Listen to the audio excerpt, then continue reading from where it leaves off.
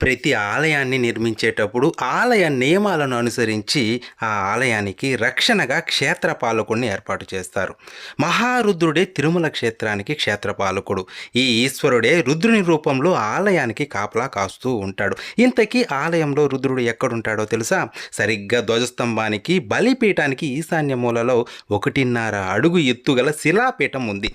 మీలో ఎంతమంది చూశారో కామెంట్ చేయండి. దీనినే క్షేత్రపాలక శిల అంటారు. పూర్వం ఈ శిల పూర్ణాకారంలో ప్రకాశిస్తూ గుడి చుట్టూ తిరుగుతూ కాపలా కాస్తూ ఉండేదంట. ప్రతిరోజు అర్చకులు గుడి మూసిన తర్వాత గుడి తాళాలు ఈ శిలపై పెట్టి నమస్కరించి వెళ్ళేవారు. మళ్ళీ తెల్లారి ఈ శిలకు నమస్కరించి తాళం చెవులు తీసుకుని ఆలయాన్ని తెరిచేవారు. ఒకనాటి రాత్రి తిరుగుతున్న ఈ గుండి కింద పడి ఒక బాలుడు మరణించాడంట.